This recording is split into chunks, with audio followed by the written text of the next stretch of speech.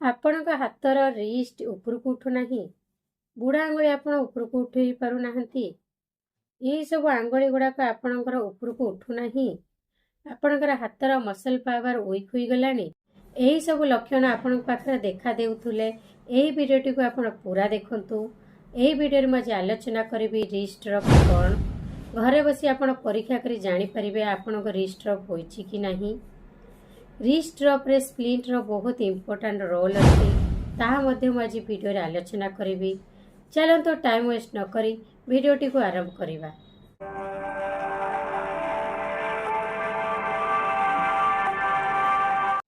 ନମସ୍କାର, doctor micro channel ତରଫରୁ ଆପଣମାନଙ୍କୁ ସ୍ୱାଗତ ଜଣାଉଛି।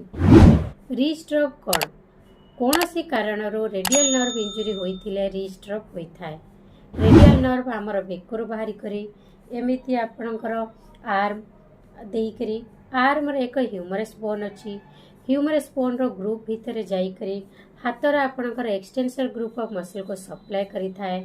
ହାତର ଆମର ଏହି ପଛପଟକୁ ଆମେ କହିଥାନ୍ତି extension group of muscle. Radial nerve ମଧ୍ୟ ରେସ୍ପନ୍ସିବୁଲ୍ ହୋଇଥାଏ ରିଷ୍ଟ ଏବଂ ସବୁ ଫିଙ୍ଗରକୁ ସିଧା କରିବାରେ ଏବଂ ତା ସହିତ ହାତର ସେନ୍ସେସନ୍କୁ ମଧ୍ୟ କଣ୍ଟ୍ରୋଲ୍ କରେ। ରିଷ୍ଟ ରବ୍ରେ ଆପଣଙ୍କର ରିଷ୍ଟ ଆପଣ ଉପରକୁ ଉଠାଇ ପାରିବେ ନାହିଁ, ଥମ୍ବ ଆପଣ ଉପରକୁ ଉଠାଇ ପାରିବେ ନାହିଁ। ଏଇ ଯେଉଁ ଚାରିଟା ଆଙ୍ଗୁଳି ଅଛି ତାହାକୁ ଆପଣ ଉପରକୁ ଉଠାଇ ପାରିବେ ନାହିଁ। ହାତରେ ମସଲ ପାୱାର ଆପଣଙ୍କର ୱିକ୍ ହୋଇଯିବ। କୌଣସି ଜିନିଷ ଆପଣ ମୁଠା କରି ଧରିପାରିବେ ନାହିଁ। ଆପଣ ଗ୍ରିପିଂ, ପିଞ୍ଚିଂ ଏସବୁ ଯେଉଁ ଆପଣ ଠିକ୍ସେ କରିପାରିବେ ନାହିଁ। ଫର୍ ଏକ୍ଜାମ୍ପଲ୍, ଯଦି ଆପଣ କୌଣସି ଜିନିଷ ଖାଇବା ପାଇଁ ସ୍ପୁନ୍ଟେ ଧରିବାକୁ ଚେଷ୍ଟା କରିଥିବେ, ସ୍ପୁନ୍ ଆପଣ ଧରିପାରିବେ ନାହିଁ, ସ୍ପୁନ୍ ପଡ଼ିଯିବ। ଯଦି ଆପଣ ଲେଖିବାକୁ ଚେଷ୍ଟା କରିବେ, ପେନ୍ଟେ ଧରିବା ପାଇଁ ଆପଣ ପେନ୍ ଧରିପାରିବେ ନାହିଁ। ଏହିସବୁ ଯେଉଁ ସିଚୁଏସନ୍ ଡେଭଲପ୍ ହେଉଛି, ଏହା ହେଉଛି ରେଡିଆଲ୍ ନର୍ଭ ଇଞ୍ଜୁରି ଯୋଗୁଁ। ଚାଲନ୍ତୁ ଏବେ ଜାଣିବା ଏହାର କାରଣ। ଏହାର ବହୁତ ପ୍ରକାର କାରଣ ଅଛି। ଏହାର ମୁଖ୍ୟ କାରଣ ହେଉଛି କ୍ରଚ୍ ପଲ୍ସି। ଯେଉଁ ବ୍ୟକ୍ତିମାନେ ଚାଲିବାରେ ଅସୁବିଧା ସମ୍ମୁଖୀନ କରନ୍ତି, ସେମାନେ ଏକ୍ସିଲାରୀ କ୍ରଚ୍ ବ୍ୟବହାର କରନ୍ତି। ସେମାନେ ଜାଣିନଥାନ୍ତି ଏକ୍ସିଲାରୀ କ୍ରଚ୍ କେମିତି ବ୍ୟବହାର କରିବେ ଏବଂ ତା ସହିତ ମଧ୍ୟ ବହୁତ ସମୟ ଧରି ସେମାନେ ଯଦି ଏକ୍ସିଲାରୀ କ୍ରଚ୍ ବ୍ୟବହାର କରିଥାନ୍ତି, ଏହାଦ୍ୱାରା ତାଙ୍କର ରେଡିଆଲ୍ ନର୍ଭ ଉପରେ ପ୍ରେସର ପଡ଼େ, ଯାହାଫଳରେ କି ରେଡିଆଲ୍ ନର୍ଭ କମ୍ପ୍ରେସନ୍ ହୋଇକରି ରିଷ୍ଟ ରବ୍ ହୋଇଥାଏ। ସେକେଣ୍ଡ କାରଣ ହେଉଛି ସାଟର୍ଡେ ନାଇଟ୍ ପଲ୍ସି। ଏଥିରେ ଯେଉଁ ବ୍ୟକ୍ତିମାନେ ମଦ୍ୟପାନ କରନ୍ତି, ସେମାନେ ମଦ୍ୟପାନ କରିବା ଦ୍ୱାରା ତାଙ୍କ ନିଶା ହୋଇଯାଏ। ସେମାନେ ରାତି ସାରା ନିଶାରେ ହିଁ ଚେୟାର ଉପରେ ଏମିତି ହାତ ରଖିକରି ଶୋଇପଡ଼ନ୍ତି। ଚେୟାର ଉପରେ ହାତ ରଖି ଶୋଇବା ଦ୍ୱାରା ସେମାନଙ୍କର ରେଡିଆଲ୍ ନର୍ଭ ହିଟ୍ ହୋଇକରି କମ୍ପ୍ରେସନ୍ ହୋଇଯାଏ, ଯାହାଫଳରେ କି ସେମାନଙ୍କର ରିଷ୍ଟ ରବ୍ ହୋଇଥାଏ। 3 ନମ୍ବର କଜ୍ ହେଉଛି ହନିମୁନ୍ ପଲ୍ସି। ହନିମୁନ୍ ପଲ୍ସିରେ ଜଣେ ବ୍ୟକ୍ତି ଏମିତି ହାତ କରି ଶୋଇବ, ଅନ୍ୟ ଜଣେ ବ୍ୟକ୍ତି ତାର କାନ୍ଧ ଉପରେ ଏମିତି ମୁଣ୍ଡ ରଖିକରି ଶୋଇବ। ଏମିତି ରାତି ସାରା ଶୋଇବା ଦ୍ୱାରା ସକାଳେ ଯେତେବେଳେ ସେ ଉଠିବ, ତାର ରିଷ୍ଟ ରବ୍ ଏମିତି ହୋଇଯାଇଥାଏ। ହ୍ୟୁମରସ୍ ବୋନ୍ ଫ୍ରାକ୍ଚର ଯୋଗୁଁ ମଧ୍ୟ ରିଷ୍ଟ ରବ୍ ହୋଇଥାଏ। ରିମାଟଏଡ୍ ଆର୍ଥ୍ରାଇଟିସ୍, ଡାଇବେଟିସ୍ ଏହି ଦୁଇଟି କଣ୍ଡିସନ୍ ହେଉଛି ସିଷ୍ଟମେଟିକ୍ ଡିସଅର୍ଡର। ଏଥିରେ ନ୍ୟୁରୋପାଥି ହୋଇକରି ନର୍ଭ କଣ୍ଡକ୍ସନ୍ କମ୍ ହୋଇଯାଏ, ଯାହାଫଳରେ କି ରିଷ୍ଟ ରବ୍ ହୋଇଥାଏ। ସିଷ୍ଟ ମଧ୍ୟ ଅନ୍ୟ ଏକ କାରଣ ରିଷ୍ଟ ରବ୍ ହେବାର। ଏତିକି ପର୍ଯ୍ୟନ୍ତ ଆପଣଙ୍କୁ ଭିଡ଼ିଓଟି ଭଲ ଲାଗିଥିଲେ ଭିଡ଼ିଓଟିକୁ ଲାଇକ୍ କରନ୍ତୁ। ଏହାର ପୂର୍ବ ଭିଡ଼ିଓରେ ଆଲୋଚନା କରିଥିଲି ଅଣ୍ଟା ବଥାର କାରଣ କ'ଣ ଏବଂ ତାହାର ଟ୍ରିଟମେଣ୍ଟ ବିଷୟରେ କହିଥିଲି। ସବୁ ଅଣ୍ଟା ବଥା ସମାନ ନୁହେଁ, ତାହା ମଧ୍ୟ ଆଲୋଚନା କରିଥିଲି। ଆପଣମାନେ ଯାଇକରି ଭିଡ଼ିଓଟିକୁ ନିଶ୍ଚୟ ଦେଖିଥିବେ। ଯଦି ଭିଡ଼ିଓଟିକୁ ଦେଖିନାହାନ୍ତି, ତାହାର ମୁଁ ଲିଙ୍କ୍ ଡେସ୍କ୍ରିପ୍ସନରେ ଦେଇଦେବି। ଆପଣମାନେ ଯାଇକରି ଭିଡ଼ିଓଟିକୁ ନିଶ୍ଚୟ ଦେଖନ୍ତୁ। ଆପଣଙ୍କ ରିଷ୍ଟ ରବ୍ ହେଲା, ଆପଣ ଡକ୍ଟର ପାଖକୁ ଗଲେ ଡକ୍ଟର ଆପଣଙ୍କର ହିଷ୍ଟ୍ରି ନେବେ।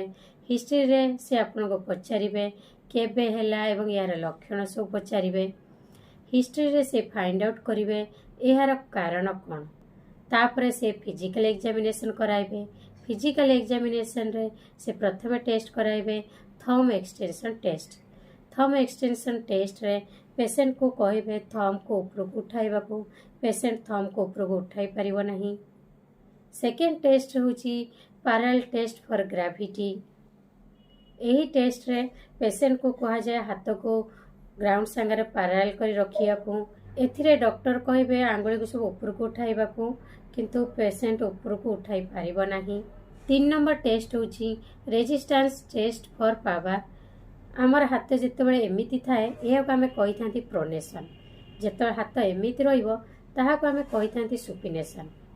ପେସେଣ୍ଟର ହାତକୁ ସୁପିନେସନ୍ ରଖିବାକୁ କୁହାଯାଏ ଏବଂ ଡକ୍ଟର ରେଜିଷ୍ଟାନ୍ସ ଆପ୍ଲାଏ କରିବେ। ପେସେଣ୍ଟକୁ କୁହାଯାଏ ପ୍ରୋନେସନ୍ କରିବାକୁ। ପେସେଣ୍ଟ କେତେ ପ୍ରୋନେସନ୍ କରିପାରୁଛି ଏହି ଟେଷ୍ଟରୁ ଜଣାପଡ଼ିବ ଯେ ପେସେଣ୍ଟର ମସଲ୍ ପାୱାର କେତେ ଅଛି। ତାପରେ ଚେକ୍ କରାଯାଏ ରେଡ଼ିଆଲ୍ ଏରିଆରେ। ରେଡ଼ିଆଲ୍ ଏରିଆ ମିନ୍ସ ଏହି ଏରିଆକୁ କୁହାଯାଏ ୱେବ୍ ସ୍ପେସ୍। ଥମ୍, ଇଣ୍ଡେକ୍ସ ଏବଂ ମିଡିଲ୍ ଫିଙ୍ଗର ଏହି ଏରିଆରେ କାଲୁଆ, ବଧିରା, ଜଳିଲା ପରି ପେନ୍ ହେଉଛି କି ନାହିଁ, ସେନ୍ସେସନ୍ ଅଛି କି ନାହିଁ, ଏହାକୁ ସବୁ ଚେକ୍ କରାଯାଏ। ଏହା ଛଡ଼ା ମେଡ଼ିକାଲ ଟେଷ୍ଟ କରାଯାଏ।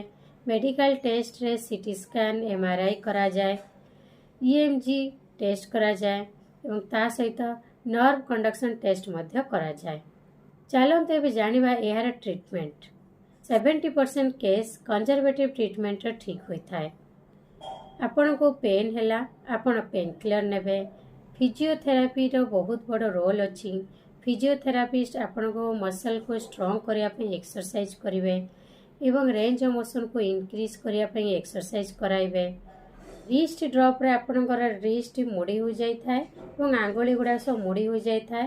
ଏହି କଣ୍ଡିସନରେ ଆପଣ କକ୍ଅଫ୍ ସ୍ପ୍ଲିଣ୍ଟ ବ୍ୟବହାର କରିବେ। ଆପଣ ଯଦି ଷ୍ଟାଟିକ୍ କକ୍ଅଫ୍ ସ୍ପ୍ଲିଣ୍ଟ ନ ବ୍ୟବହାର କରିବେ ତାହେଲେ ମସଲ୍ କଣ୍ଟ୍ରାକ୍ଚର୍ ହୋଇଯିବ ଏବଂ ଜଏଣ୍ଟ ଗୁଡ଼ାକ ସବୁ ଷ୍ଟିଫନେସ୍ ହୋଇଯିବ।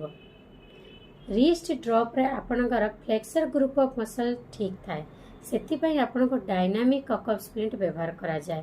ଡାଇନାମିକ୍ କକ୍ଅଫ୍ ସ୍ପ୍ଲିଣ୍ଟ ଆପଣ ପିନ୍ଧିଲେ ଜଏଣ୍ଟର ଆଲାଇନମେଣ୍ଟ ଠିକ୍ ରହିବ ଏବଂ ତା ସହିତ ଆପଣଙ୍କର ନର୍ଭ ଉପରେ ପ୍ରେସର ଆସିବ ନାହିଁ। ଟ୍ୟୁମର କିମ୍ବା ସିଷ୍ଟ ଯୋଗୁଁ ଆପଣଙ୍କ ରିଷ୍ଟ ଡ୍ରପ୍ ହୋଇଥିଲେ ଆପଣଙ୍କୁ ସର୍ଜରୀ କରିବାକୁ ପଡ଼ିବ। ସିଭିୟର କଣ୍ଡିସନରେ ଆପଣଙ୍କୁ ସର୍ଜରୀ କରିବାକୁ ପଡ଼େ। ଭିଡ଼ିଓଟିକୁ ଏଇଠି ରଖୁଛି।